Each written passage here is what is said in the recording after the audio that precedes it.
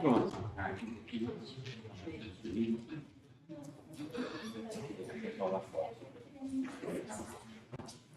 Oi, boa.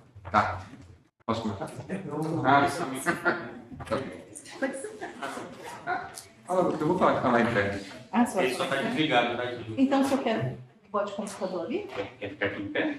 Não, posso ficar em pé aqui também. Quer que fique isso? Não, então você sabe. Eu sou melhor que você. Bom aqui.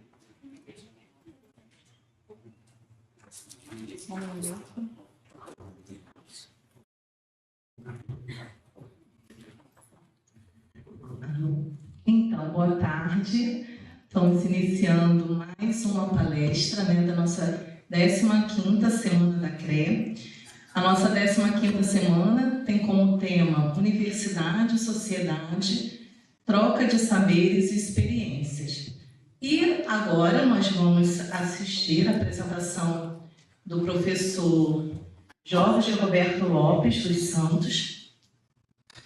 Professor Jorge é doutor em Design pelo Royal College of Art da Grã-Bretanha, é professor do Departamento de Artes e Design da PUC-Rio, realizou estágios em pós-doutorado em manufatura aditiva e em tecnologias 3D para museus, é pesquisador colaborador do Núcleo de Inovação da Escola de Pós-Graduação em Medicina da PUC-Rio e do Museu Nacional da UFRJ.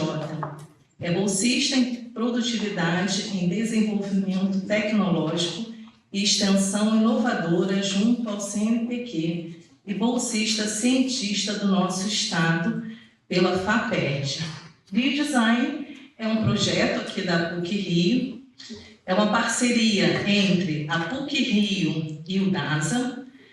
Segundo o site do próprio projeto, pretende avançar nas pesquisas em tecnologias 3D internacionalmente já bem-sucedidas na área de medicina fetal e agora estendidas a outras áreas como neurologia, cardiologia, ortopedia e transplante. Principais tecnologias: bioimpressão 3D, manufatura aditiva, simulação em realidade virtual. Então, professora, a palavra é sua. Muito obrigada por nos atender e poder compartilhar a sua experiência com os alunos. Tá bom, obrigado, muito obrigado, boa tarde. Eu vou apresentar aqui um pouquinho o que a gente fez. Dá para ouvir assim, não dá? Porque senão sai na gravação, professor. Estranho. Então, vou falar um pouquinho aqui do que nós fizemos e do que nós estamos fazendo.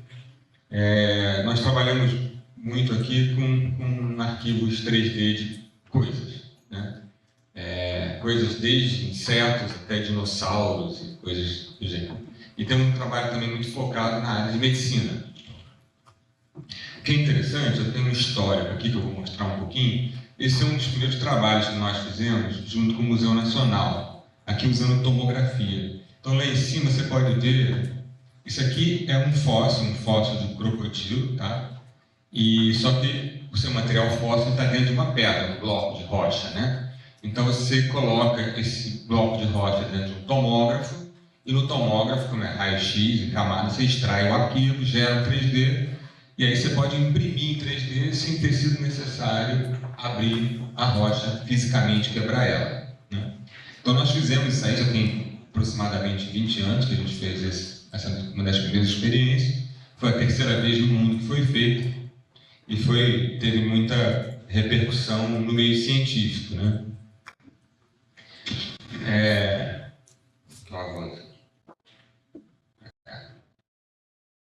Como é o avanço? Já está avançando ali. Tá bom. Ele não tá vendo. Vamos lá. Não, aqui já avançou, professor. Já avançou? Eu não estava vendo aqui. Não está em duas telas. Boa. Tranquilo. Avançou. Aqui, vai. Boa. Logo depois, assim, a gente fez isso. Estou enrolado, peraí. Eita. Agora. Nós, no Museu Nacional, assim, com esse trabalho bem sucedido na área de paleontologia, nós começamos a fazer isso também com arqueologia e com egiptologia. Então, esse aqui é um crânio da coleção egípcia do Museu Nacional, antes do incêndio, né? Nós pegamos esse crânio. Esse é um crânio que tinha catalogação, era número 176. Então, nós tomografamos isso com uma equipe de arqueólogos, e quando a gente tomografou, deu para ver que tinha uma estaca de madeira dentro do crânio, mas ele estava todo revestido, né, com material de embalso, ele foi embalsamado, né, essa coisa toda, tinha o material de linho em volta, e depois você chega no arquivo 3D, você imprime o crânio sem precisar abrir. Então isso é muito importante para a equipe de arqueólogos, né? E aí nós continuamos, fizemos isso com várias peças da coleção egípcia. Esse é o gato múmia, que é um gato da coleção egípcia do museu, que é uma peça linda, que também foi perdida no incêndio. Nós tomografamos, esse aqui é o material original, e aí depois nós imprimimos o esqueleto que fica dentro do gato, tá vendo? Dentro da múmia. E isso ficava na coleção do museu para as crianças entenderem que tem um esqueleto dentro de uma múmia, né? E ali você vê toda a sequência de retirar o material por densidade, você vai retirando virtualmente o material, tá vendo? Até chegar o esqueleto. E uma vez gerado o esqueleto, você imprime em 3D. Isso também foi uma das primeiras vezes que foi feito no mundo, isso aí já deve ter seus 15 anos ou uma coisa assim. Isso foi feito antes daquela reconstrução 3D do Tutancâmon, então isso tem muito tempo, também publicado cientificamente. Depois a gente teve, assim, vou avançar um pouco rápido aqui, porque é muita coisa, a gente teve em 2018, né, o incêndio do Museu Nacional, que foi uma coisa muito traumática.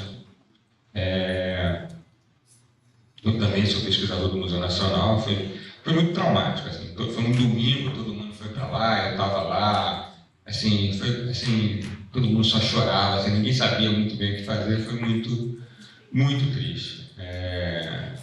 Mas, enfim, muita coisa foi resgatada, e a gente tem, assim, vários arquivos 3D. Essa foto eu tirei porque esse era o scanner nosso, da PUC, que ficava lá no museu. E é isso que sobrou dele, isso que eu apresentei à FAPERJ depois, porque era um projeto da FAPERJ, a gente comprou, e ele ficava dentro do museu, e é isso que sobrou dele depois do incêndio, do nosso scanner. Mas a gente tomografou, escaneou muitas coisas da coleção, e muitas coisas nós temos, aliás, centenas de coisas nós temos no arquivo, mesmo coisas perdidas, né? Nós temos o arquivo em alta resolução. Esse foi um experimento que nós fizemos aqui na PUC e no INPA, Instituto de Matemática Pura Aplicada, onde nós pegamos uma das múmias, que era a múmia romana, egípcia da coleção romana. Nós temos o arquivo dela em alta resolução, então nós fizemos um experimento. Isso aqui era antes do incêndio, tá vendo? Essa era a múmia romana. As pessoas tinham uma visitação muito grande, não sei se alguém aqui, as pessoas foram no Museu Nacional, conheciam o Museu Nacional. Então, as múmias tinham uma visitação muito grande, né? Então, nós fizemos esse experimento aqui, onde a gente colocou uma estrutura de vidro, né? E óculos de realidade virtual com alta resolução. Então, quando a pessoa encostava e sentia o geladinho do vidro, a múmia aparecia lá dentro. E foi uma experiência muito bacana. Assim, a gente só teve um grande problema que a gente não esperava, é que as pessoas começaram a chorar muito. E aí a gente tinha que fazer a limpeza dos óculos, né? Uma questão de higiene, mas eu não esperava que todo mundo que botava óculos começasse a chorar, né? Então foi uma coisa muito... teve um aspecto emocional muito grande. Aqui depois nós fizemos, com aquela onda toda de metaverso, né? Nós colocamos essas múmias todas, elas estão no metaverso, para quem quiser depois visitar com óculos de realidade virtual. Agora, voltando um pouco, de 2011, um outro caminho, tendo essa experiência toda com esse trabalho do Museu Nacional, quando eu fui fazer o doutorado, para quem quiser fazer doutorado aqui, ou mestrado, doutorado, principalmente no doutorado, você tem que dar uma contribuição original à ciência, né? Eu tive a oportunidade de fazer na Inglaterra, foi a CNPq, e E aí eu desenvolvi um método para transformar arquivos, durante a gravidez, arquivos de ultrassonografia e gerar modelo 3D. Né? Isso foi a primeira vez na história. E, mais uma vez que você tem um arquivo 3D, você também pode navegar dentro do feto para enfim, verificar patologias, algumas questões relacionadas à malformação. Né? Essa foi a primeira vez na história que foi feito, primeira vez no mundo, né, que foi feita uma navegação virtual dentro de um feto e foi publicado nessa revista New Science. Mas quando eu fiz a defesa de doutorado, isso foi publicado em muitos lugares. Né? Foi capa do The Times, o que foi engraçado foi capa do The Times de manhã e à tarde saiu da capa porque o Michael Jackson morreu aquele dia. Então, a minha foi para o segundo, mas a Jackson foi para o primeiro. Justo, né? Correto. Mas, assim, em vários lugares, Scientific American, isso foi publicado em vários lugares interessantes, né? Essas pesquisas eu sempre fiz com o Dr. Heron Werner, que é aquela imagem lá da direita, da minha esquerda, né? Que é um profissional do DASA, e a gente sempre fez isso em 2 lugares. A gente fazia no Instituto Nacional de Tecnologia e fazia aqui no NEX, que é o Núcleo de Experimentação Tridimensional, do Departamento de Design também.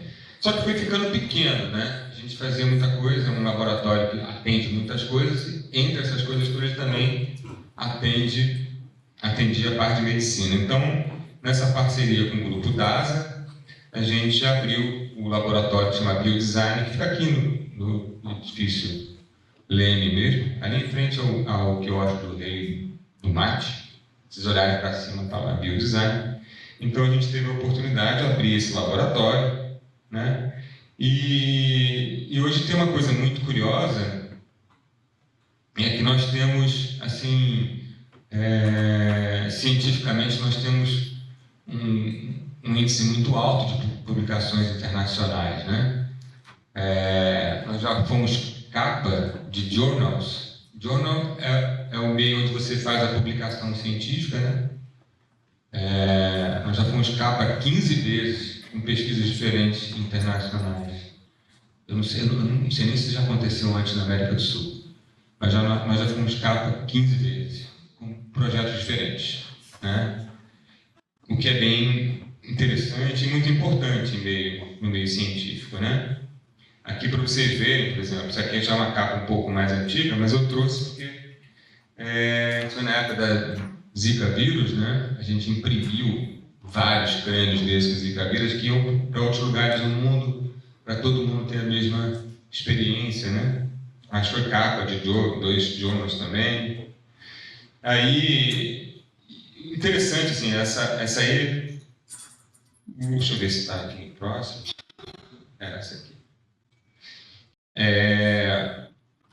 Como eu falei, minha tese de doutorado foi um método para imprimir em 3D fetos direto do útero. Essa aqui é minha filha, ainda no útero, né? Ela fez parte de uma exposição, isso era uma exposição na Grécia, no centro Onassis, em Atenas. E em 2015 esse projeto foi escolhido como uma das 10 maiores contribuições da impressão 3D na história.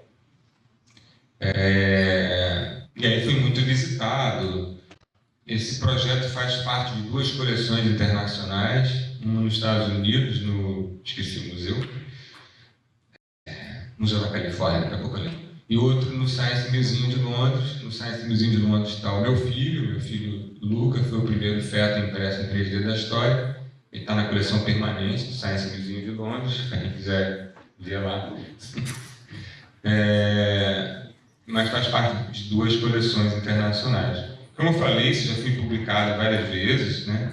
Aqui vocês podem ver quadrigêmeos, está vendo? No útero, né? E lá eles impressos em 3D. Então, isso é um trabalho que nós fazemos até hoje. Aqui vocês podem ver esse mesmo caso, está vendo? Ali são os quadrigêmeos com 12 semanas em 3D. E aqui a mãe, e aí você pode ver o arquivo 3D com alta precisão em cima, dentro do útero, né? Para você ver o posicionamento, como é que é. Então a gente faz isso hoje com muita resolução. Mas, de novo, isso tudo feito, pela primeira vez na história, tudo feito por brasileiros, tá? Nós também fomos os primeiros a imprimir em 3D para casais com deficiência visual, o que é curioso, assim, quando eu quis começar a fazer isso, eu entrei em contato com o Instituto Benjamin Constant, falei, puxa, deve ter vários casais, mas não tinha nenhum, a gente não conseguiu nenhum arquivo, nenhum casal que estivesse esperando bebê e tal. E aí meio que eu desisti, e de repente eu recebi uma ligação de uma rede de televisão americana que queria fazer um especial sobre isso. Aí a primeira vez que nós fizemos a impressão 3D de feto durante uma gravidez de pais com deficiência visual foi nos Estados Unidos. E lá embaixo você pode ver a mamãe recebendo, tá vendo? O modelo 3D, os pais, os dois, o pai e a mãe são cegos, né? Então eles recebendo o arquivo que ainda está no útero da mãe, né? É muito impactante isso. No começo eu gostava de eu mesmo entregar as coisas, depois é muita choradeira, todo mundo chora, é muito emocional. E aí, assim, várias outras pesquisas foram feitas, a gente sempre com publicações internacionais.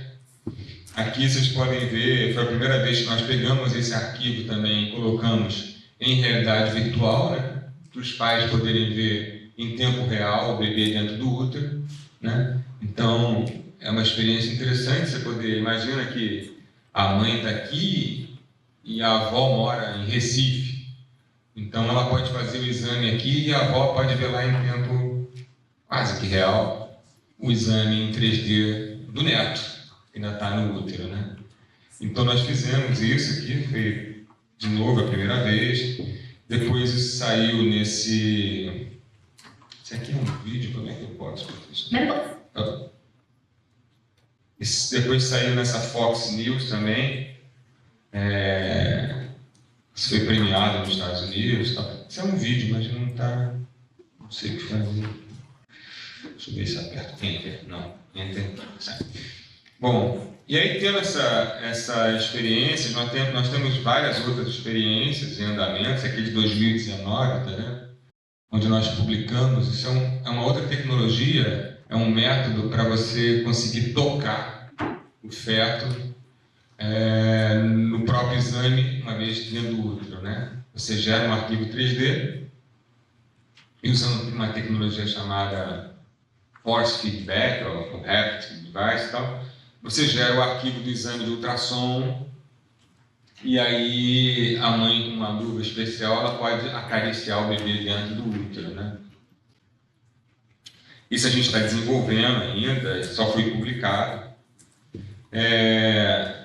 Isso aqui, por exemplo, esse é o tipo de imagem, isso aqui é uma imagem, tá? Isso aqui não foi gerado nem por AI, por IA. Não foi gerado por IA, nem foi modelado, mas esse é um arquivo de verdade, vermelho ali, tá? A gente chega nesse nível de qualidade hoje. E ali à esquerda o modelo impresso em 3D. Esse aqui é um caso que nós fizemos recentemente, esse é um caso de craniófagos, que são gêmeos unidos pelo cérebro, né?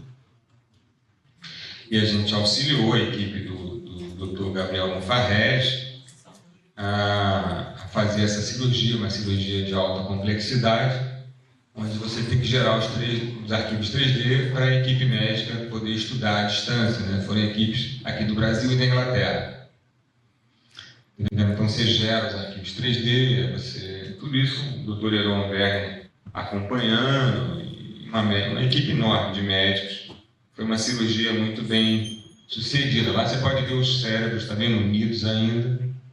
Depois foram separados, né? Ups.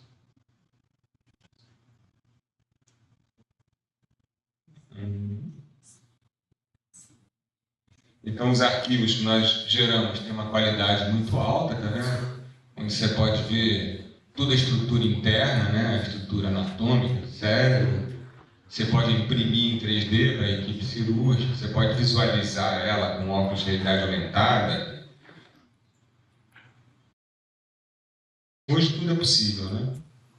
Eles hoje, né, estão super bem os dois, tá vendo? Separação tem um êxito lá da equipe do Dr. Gabriel Mufarrete, mas a gente trabalha com impressoras 3D, desde essas aqui que são de baixo custo, até umas que são muito mais avançadas, né? Enfim, tecnologias diversas para fazer essas cirurgias, onde você trabalha com realidade virtual, aumentada, enfim.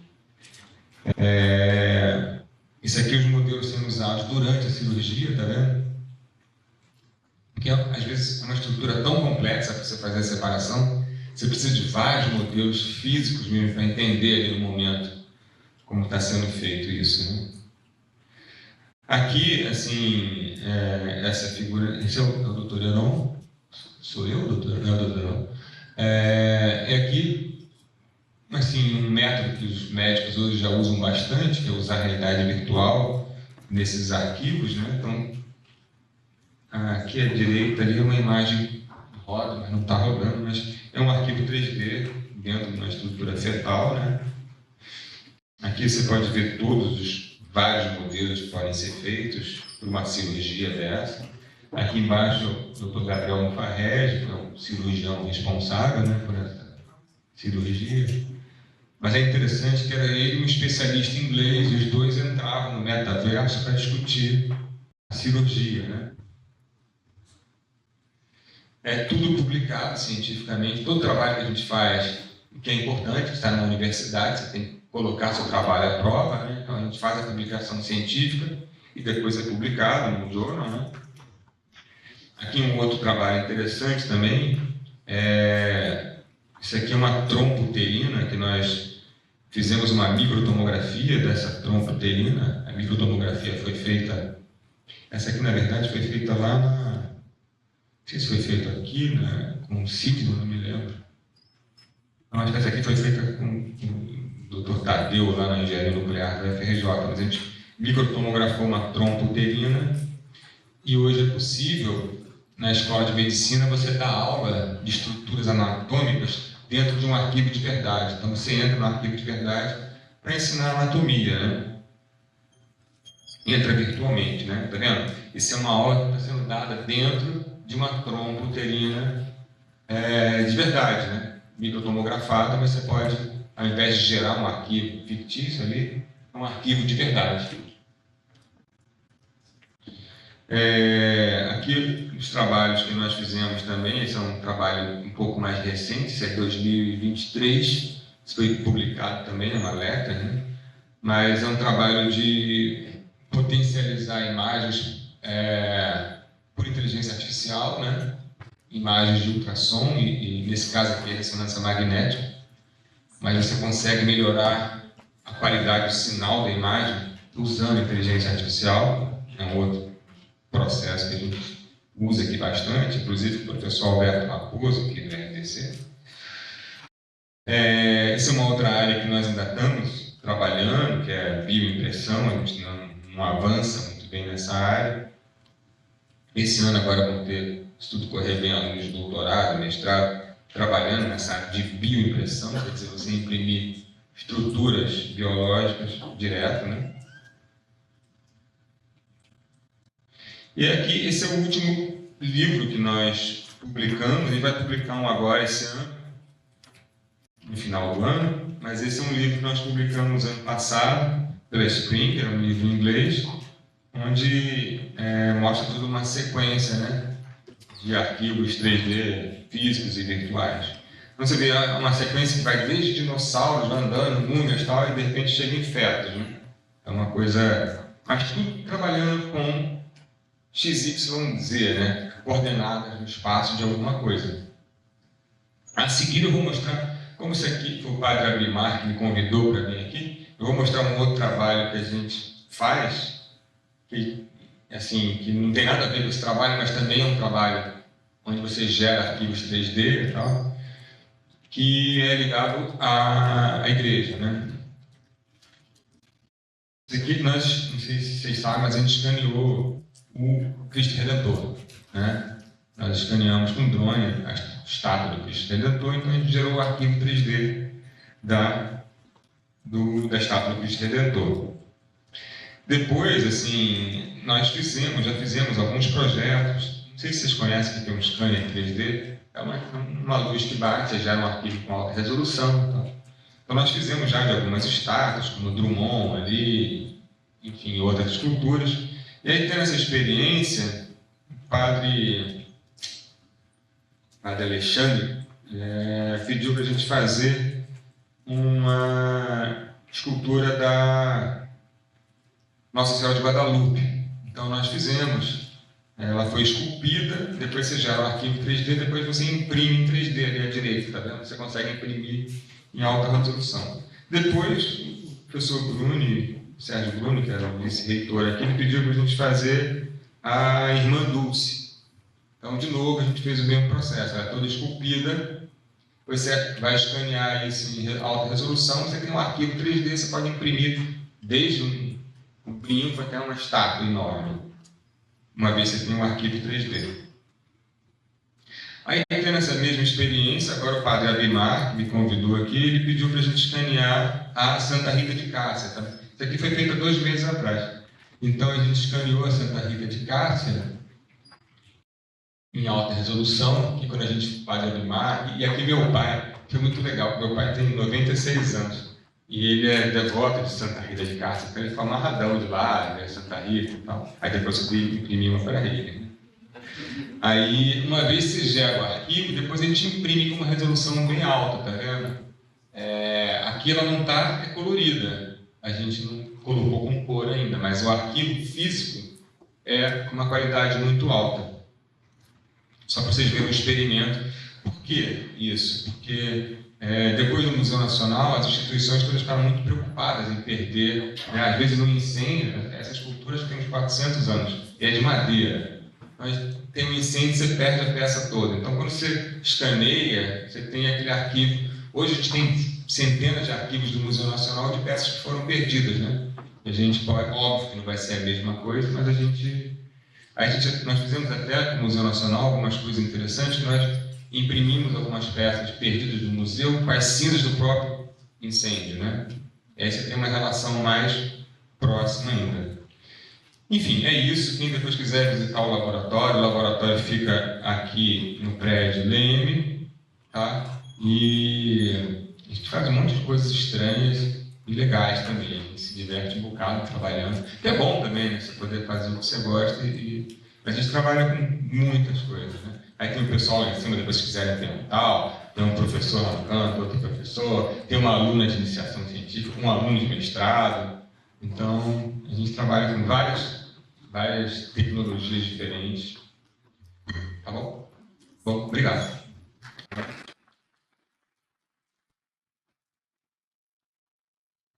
Muito obrigada, professor Jorge Lopes. Agora nós abrimos para perguntas, né? Trabalho muito interessante, desenvolvido aqui na PUC-Rio, com muitos representantes também entre os alunos, então, com certeza, gera bastante curiosidade, né? De como integrar, né? Como integrar também as nossas atividades nesse projeto. Então, está aberto. Diego, estarei com o microfone para levar até você. Tá, uma pergunta só. Né? Pergunta uma coisa bem estranha. Qual foi a coisa mais estranha que você já teve que escanear? Porra, essa.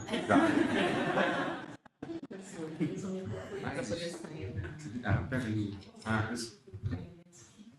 A mais estranha. Acho que foram umas cabeças no Museu Nacional, tinha umas cabeças, umas coisas, antropologia, tinha umas cabeças diferentes, sabe, umas coisas assim. Tinha umas coisas bem estranhas, é até difícil de dizer quais são as mais estranhas. As peças do Museu Nacional, eu gosto muito do museu, sou apaixonado pelo Museu Nacional, mas tinham coisas bem diferentes, assim, esculturas diferentes, assim, mas principalmente corpos. É sempre meio estranho, né? E você tem que ter muito respeito, né? Que são pessoas que já se foram, mesmo passados milhares de anos. Eu sempre tive muito respeito com tudo isso, mas a gente já fez de múmias pré-colombianas, incas, egípcias, mas é sempre bem difícil fazer. E quando escaneia uma agulha, dá pra ver tudo dentro? Dá para ver tudo dentro. Nós fizemos uma peça, aliás, até, bom que você perguntou isso, que eu preciso enviar um arquivo. Nós fizemos, vocês conhecem que na Lagoa tem a Fundação Clabin? Alguém já ouviu falar da Fundação Clabin aqui na Lagoa? Conhece, não? Pô, é pertinho aqui da PUC, tem uma coleção alucinante de peças gregas, romanas. Vale super a pena ver. É de graça e é aqui pertinho na Lagoa. Mas pouca gente conhece, né? É uma coleção que era da Eva Clabin e ela comprava coisas assim arqueológicas de muita importância, sabe? Então a gente tem um super museu aqui pertinho. E uma vez eles nos convidaram na PUC para a gente.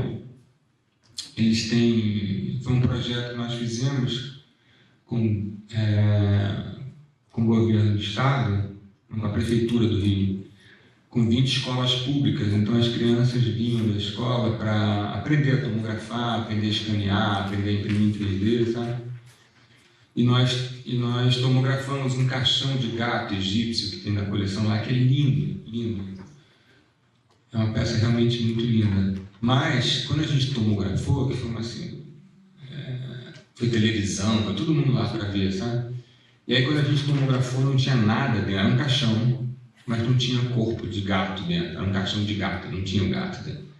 Foi assim, uau! E aí depois o nosso grande amigo Antônio Brancalhão, que era egiptólogo, que infelizmente já faleceu, o Antônio explicou que os saqueadores de tumba faziam isso, sabe? Eles quando roubavam as coisas, eles tiravam o corpo de dentro do caixão para vender em duas coisas ao invés de uma. E depois fechavam o caixão, porque ninguém vai abrir, né? Tu vai comprar um caixão, deixa eu ver se tem, né? Tu não vai abrir, tu vai estragar, né? Então os saqueadores de tumba faziam isso e vendiam dois. Então a gente tomografou um caixão que vocês podem ver, que fica aqui na Fundação Clabin, uma peça muito bonita. Mas tem outras coisas estranhas também, células, escaneocélulas, enfim, muitas coisas. Oi? Como você restaurou os objetos a partir das cinzas? Como você descobriu que aquelas cinzas eram daquele objeto?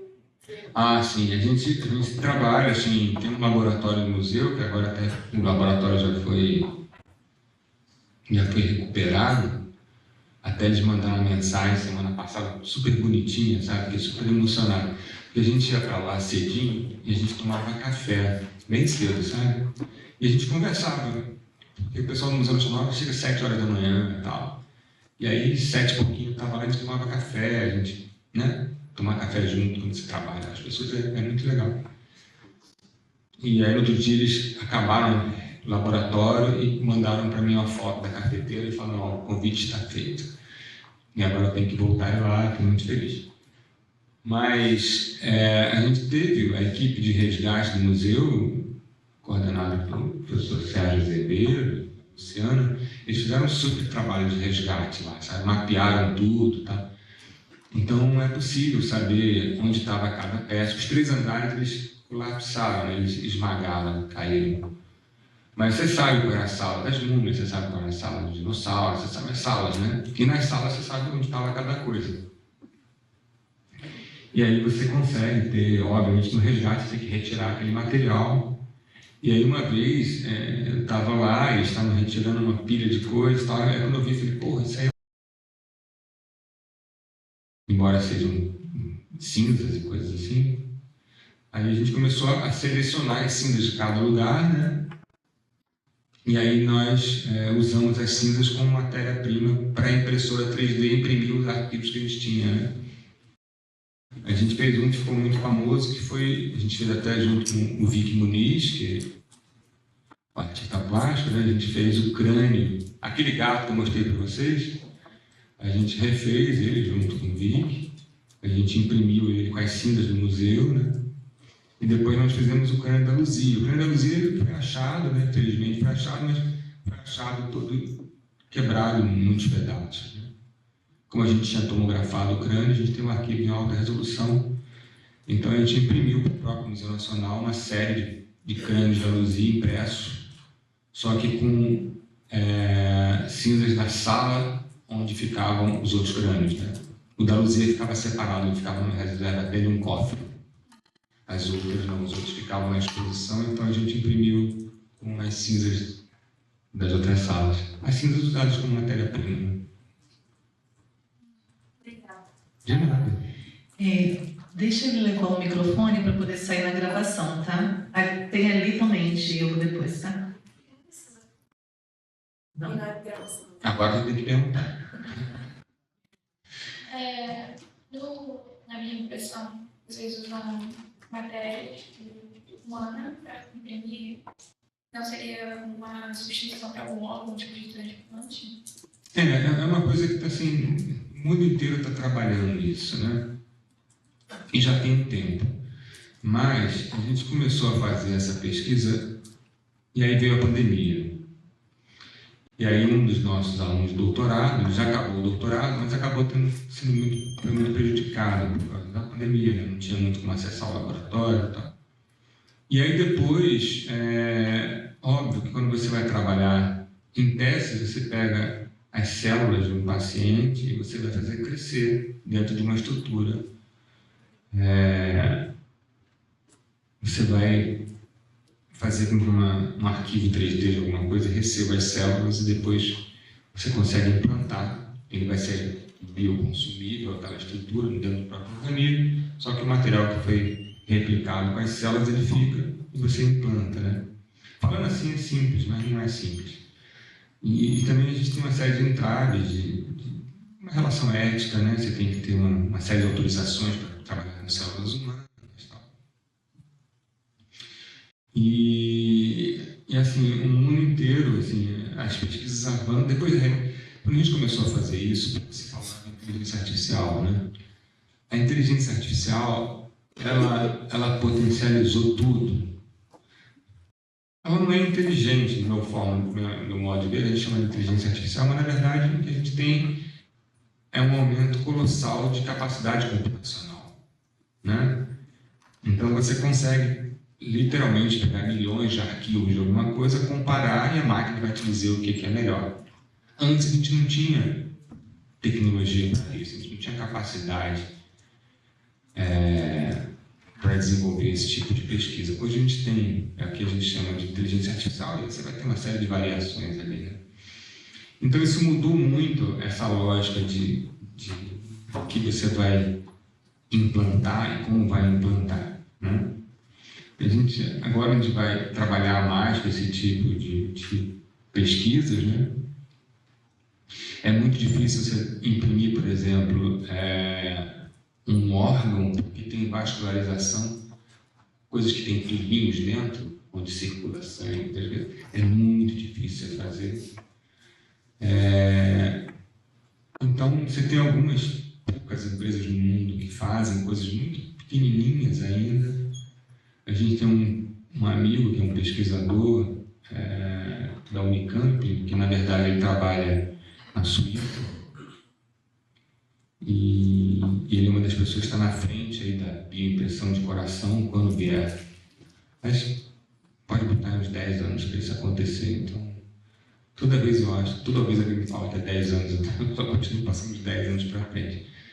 Mas a gente vai focar mais agora nesse material também.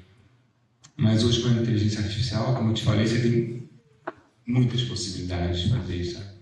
A inteligência artificial na medicina é uma coisa que potencializou muito, sabe? Então hoje você pode fazer fármacos impressos em 3D, falando grosseiramente, com a quantidade certa que o paciente precisa, entendeu? Você não precisa tomar um remédio, sei lá, de 5 gramas, se o paciente precisa de 3, você precisa de 9. Então você pode dar a quantidade certa e misturar, sabe? E isso tudo hoje você pode fazer com esse tipo de comparativos e com a inteligência artificial. Então a gente tem uns grupos bons trabalhando com o pessoal do TechGraph. Então,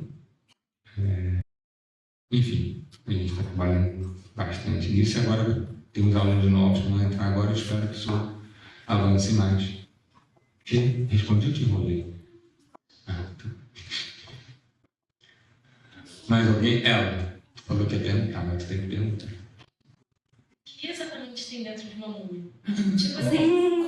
Não. Mas tipo assim, como preservado tá tudo podre ou tá tipo. Eita! Ó, tá vendo? Que nem você pergunta coisas estranhas. Ó, não, assim, a gente só vê, né? Então eu não toco em nada. Eu nunca toquei em nada, pra te ser sincero, morro de medo dessas coisas. Mas, tem umas histórias muito engraçadas, sabe? A gente, mais uma vez, a gente acabou de tomografar umas coisas com o Antônio. O Guilherme conheceu o Antônio. Você conheceu também o Antônio? O Antônio era um super amigo, sabe? Assim, que era o maior arqueólogo aqui no Brasil, tá? O maior egiptólogo do Brasil. E uma vez a gente tomografou uma criança egípcia, se não me engano, e mais alguma outra. Eram duas crianças, acho que eram duas crianças egípcias, duas múmias de criança, sabe? Mas acabou tarde, foi lá na Barra, que a gente fazia o CDPI da Barra.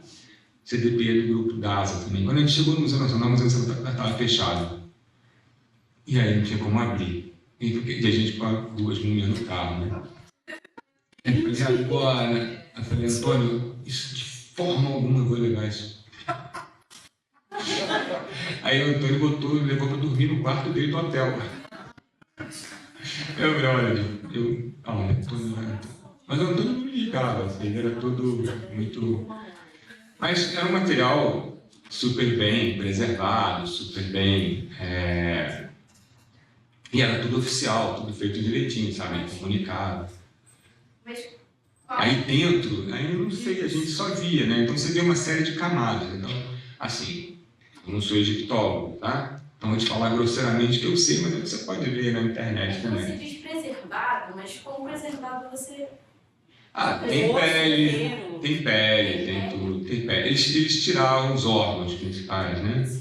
Então eles tinham uns vasos, chamados vasos canopos, onde eles botavam, eram 4 vasos, mas eu não sei direito assim, a sequência, eu já soube, mas não lembro.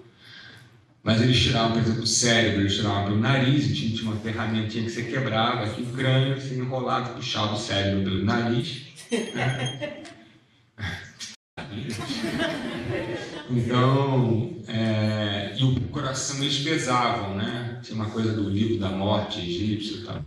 Então você pesava o coração para saber se essa pessoa tinha sido justa na vida, alguma coisa assim. Tem uma passagem do livro dos mortos que explica isso. Eu fui no Egito, eu já entrei numa pirâmide, olha só. Então essas coisas todas são muito mágicas, né? São muito interessantes. Mas o corpo é preservado, mas não é preservado como é seco, né? Fica tudo sequinho ali, a gente via as múmias todas. Você tem ali, você tem pele, tem cabelo, tem tudo e tal, mas é tudo sequinho. O Museu Nacional tinha 6 cabeças, eu acho, né? Tinha 4 ou 6. Tinha uma tribo equatoriana chamada eram cabeças encolhidas, já viram isso? Não lembro o nome da tribo. Bota aí que vocês vão ver, cabeça da tribo era equatoriana.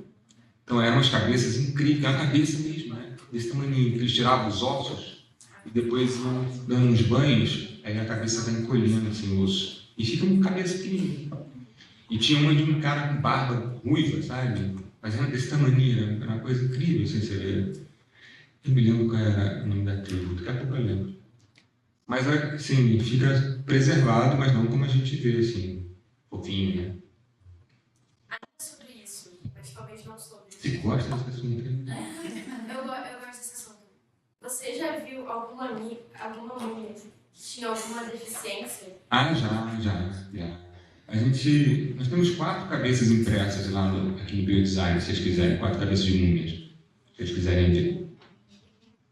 Mas a Sheila Mendonça, a doutora Sheila Mendonça, da Fiocruz, ela é uma paleopatologista. Alguém sabe o que é um paleopatologista?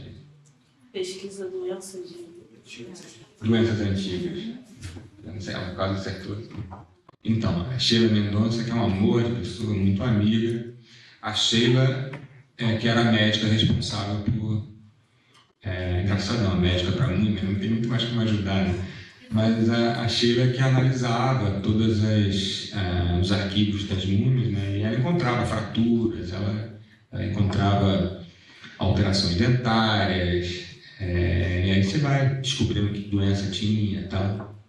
Então tem um grupo de estuda isso, mas chamado paleopatologista. E a Sheila Mendonça é uma super paleopatologista da Fiocruz. Ok? Então, queria fazer uma observação e uma pergunta com alguns aspectos que eu achei interessante dessa relação que você fez de tecnologia como apoio, né, para outras áreas.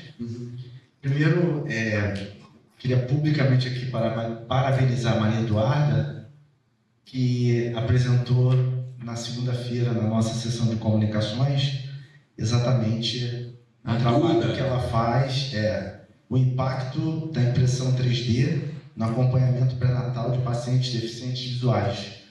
Ela apresentou muito bem, trouxe um modelo e fizeram uma pergunta para ela sobre se ela já tinha feito a experiência de ver um casal deficiente receber. Ela falou que não, mas aí quando você mostrou, acho que quem perguntou se está aqui, viu como é que é impactante. Então, obrigado, tá, Maria Eduarda? Ela é minha aluna também de cristianismo, então obrigado pelo teu trabalho, é legal ver o teu professor aqui.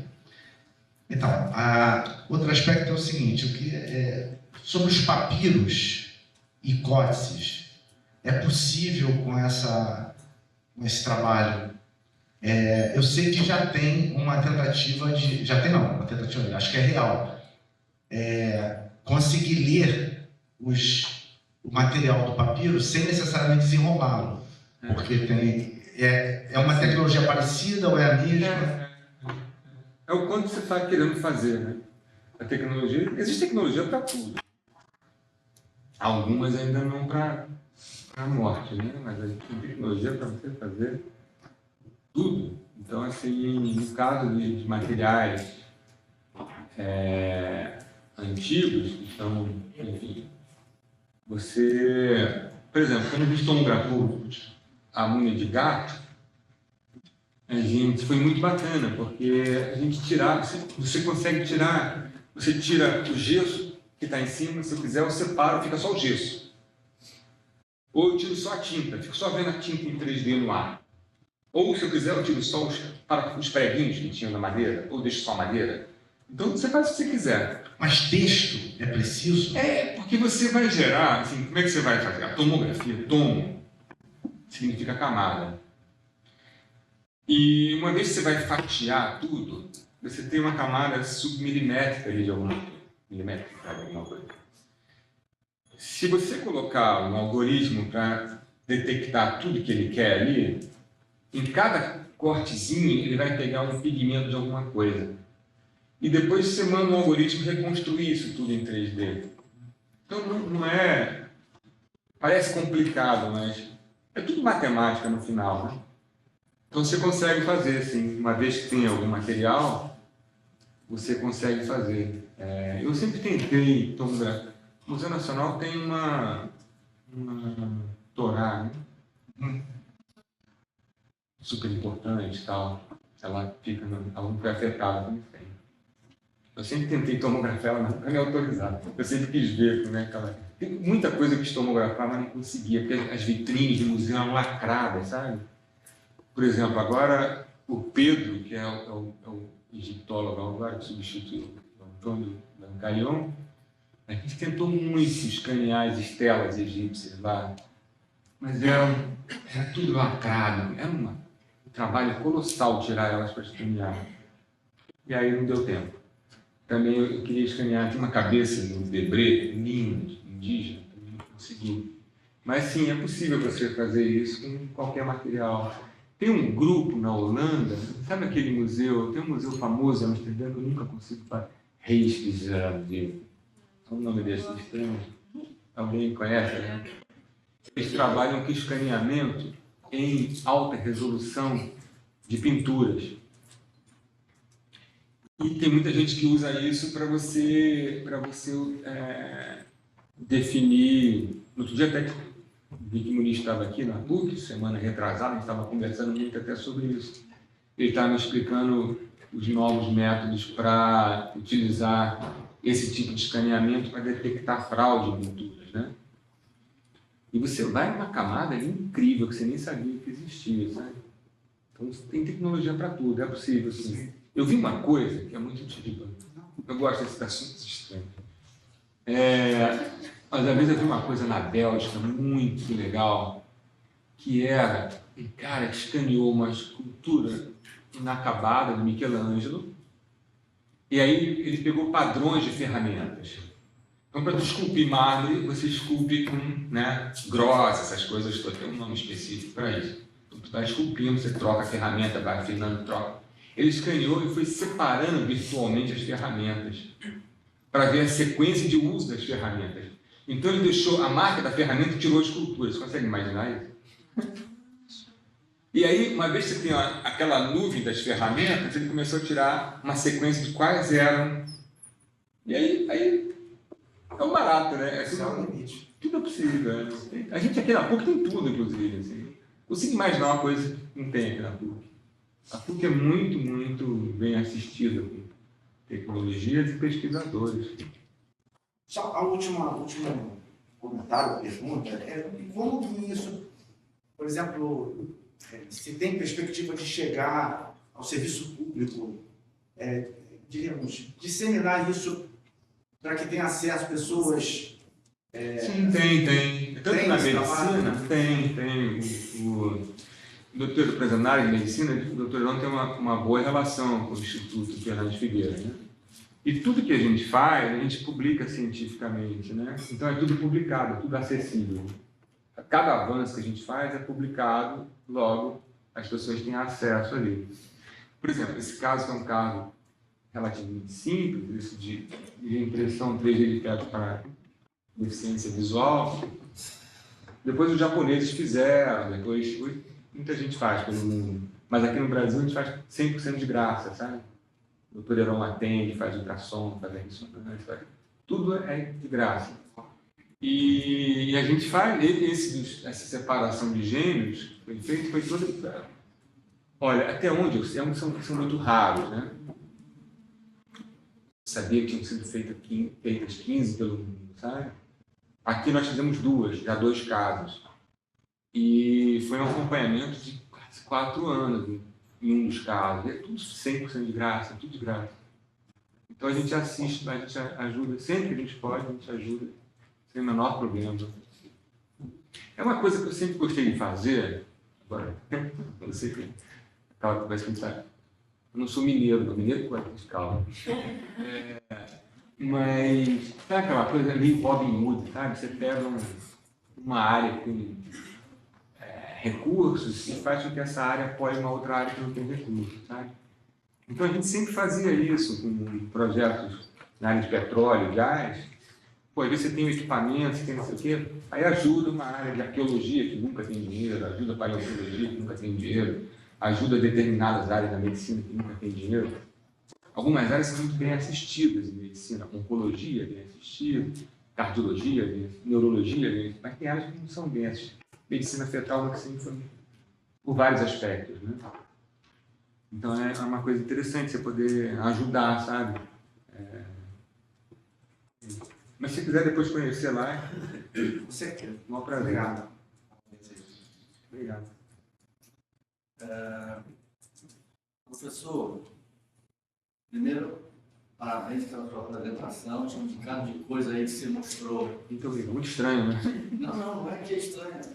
Achei que fosse distante. Você está aqui, não? Estou aqui não. Está muito próximo da gente, a gente está muito próximo desses avanços todos. Me chamou a atenção, na sua apresentação, que você falava, volta e meia, você falava assim, foi a primeira vez no mundo. A primeira vez, algumas vezes você falou isso, né? O que mostra o altíssimo nível do trabalho que vocês desenvolvem e alegra a gente, porque a gente que ama essa universidade, porque que ela está ali também na ponta. Com certeza. E aí eu fiquei pensando, né? Qual é a próxima primeira vez? que é que tá aí? A gente tem umas coisas agora aí, bem legais. Não posso. Mas tem umas coisas legais aí. Não, aquele de tocar o sistema rápido ali, a gente está agora trocando figurinhas, acho que vai ser uma coisa bacana. A gente já fez com experimentos com algumas grávidas e tal, foi publicado, mas a gente não fez, a gente quer fazer com uma escala maior e tal. Tem umas outras coisas interessantes aí, daqui a pouco, alguns projetos interessantes. Daqui a pouco vai ser a primeira vez. A relação, que é uma coisa é muito difícil de fazer, porque eu sempre falo isso com os nossos alunos de graduação, tá? A palavra da moda é inovação, todo mundo inovação. Cara, se fazer uma coisa e ser inovador é difícil, Se fazer uma coisa pela primeira vez no mundo, que assim, tem um Jorge brasileiro, tem um Jorge belga, tem um Jorge japonês, é todo mundo fazendo as coisas mesmo. E aqui tem uma coisa que é curiosa, que é muito difícil às vezes, que é o seguinte: você está nos Estados Unidos, o Jorge americano está nos Estados Unidos, eu preciso desse microfone. eBay, amanhã está na minha mesa, eBay ou Amazon. O Jorge inglês, se ele quiser, desse está na mesa dele. O Jorge japonês, se quiser, está na mesa dele. O Jorge brasileiro, se quiser, eu tenho que dar uma volta para conseguir isso, sabe? E aí você faz, explica, e aí você tem que justifica, faz a importação, aí faz o processo de retirada. O resultado disso é que o Jorge brasileiro vai ter isso nas mãos 7 meses depois. Então eu estou sempre 7 meses atrás, então eu tenho que comer esse tempo de 7 meses. E a gente come isso muito com produção, a gente produz muito, isso é importante para você. O brasileiro trabalha muito, sabe? Tem muita gente dizendo, o brasileiro trabalha muito. Eu cheguei ontem, eu estava na Islândia ontem, olha só, mais estranho que isso, inclusive. Ontem eu estava na Islândia, que é longe pra caramba, né? A gente trabalha muito, sabe? O Jorge americano devia estar descansando agora. Não, ele também tá, mas ele tem mais acesso às coisas, mas nem por isso a gente fica atrás, sabe? Então, assim, tem uma coisa muito que eu acho que falta aqui, muito, é valorizar mesmo o brasileiro, sabe? Valorizar os garotos, né? Eu já tô velho, sabe? Então, assim, é óbvio, 57 agora, mas assim, vai ficando mais velho e essa garotada tá com a cabeça fervilhando de 10, então tem que apostar nessa garotada, sabe? Essa garotada que entra em isso na escola, né? Certamente você se lembra da professora do primário, professora. Eu lembro da tia Gláucia. Eu estudava na escola pública e a tia Gláucia é incrível, sabe? Então é isso, é aquele professor. Eu acho que o professor primário, você está falando nem de besteira, estou na universidade, mas ele tinha que ganhar mais professor universitário. Sabe? Porque é esse professor que forma. O outro já pega formado e vai burilar ali, essa coisa toda. Mas é o professor que está lá embaixo, é que vai botar a sementinha na cabeça, sabe? E vai dar impulso, vai impulsionar, sabe? É esse profissional que não é valorizado e às vezes também não é bem formado, sabe? Então tem essa relação toda. E aí, no final, a gente também não tem uma autoestima muito alta, né? Que faz com que a gente ache, não, lá fora. Não, nós temos uma história que é incrível, sabe? E já tivemos mais. Teve Carlos Chagas, Oswaldo Cruz, Tom Jobim, Santos Dumont.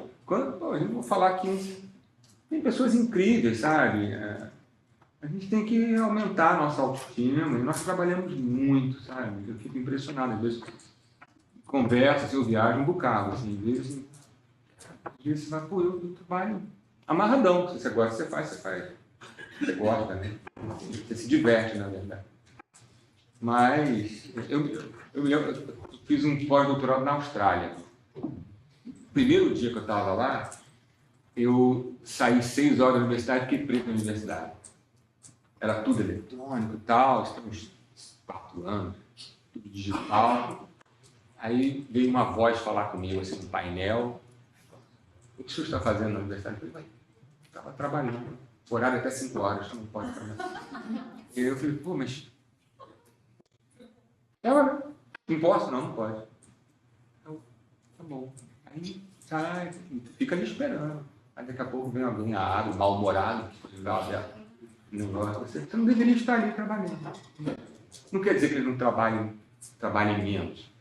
Quer dizer só que culturas são diferentes e a gente tem que se valorizar mais, eu acho.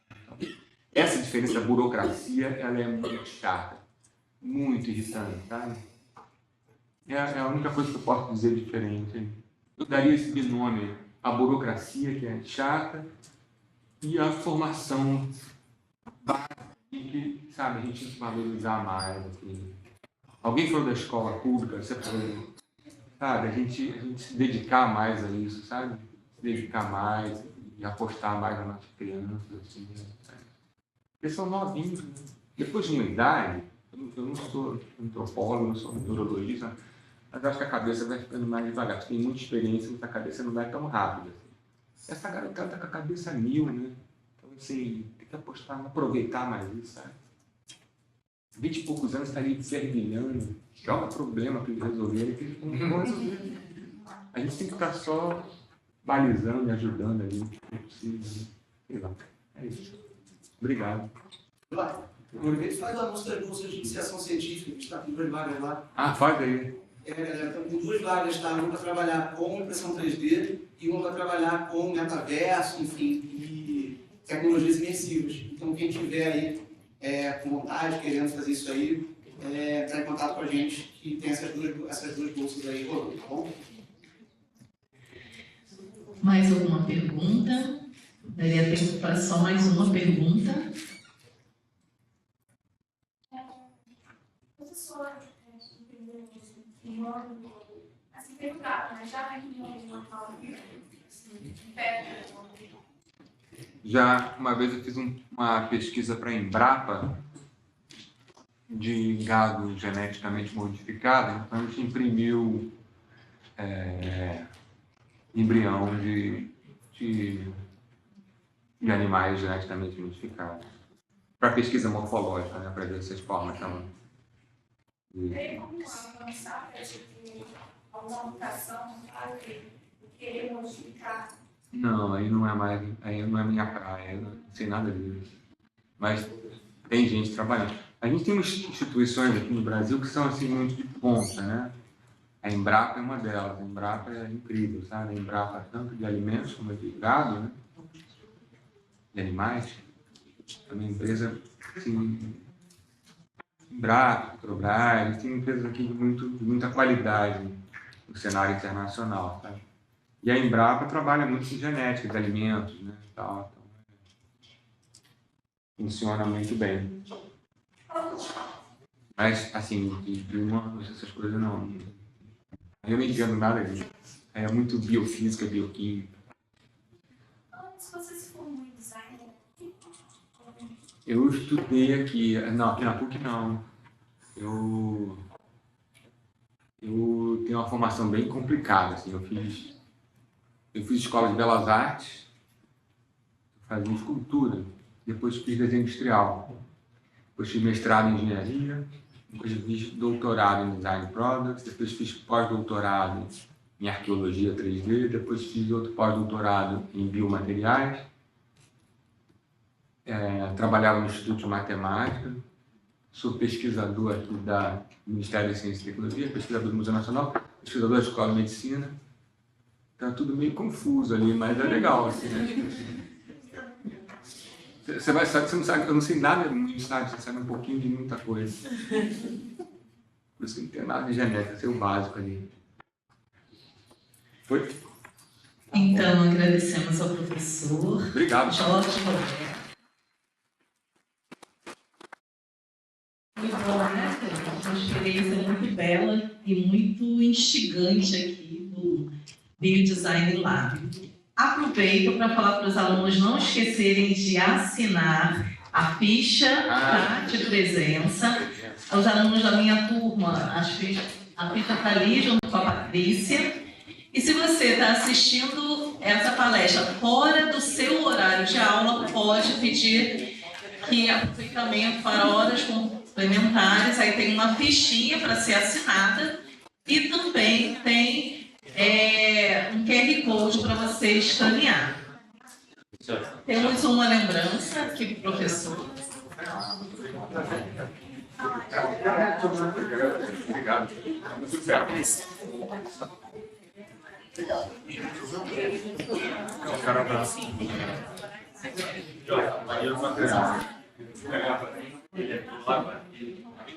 Contigo, da história.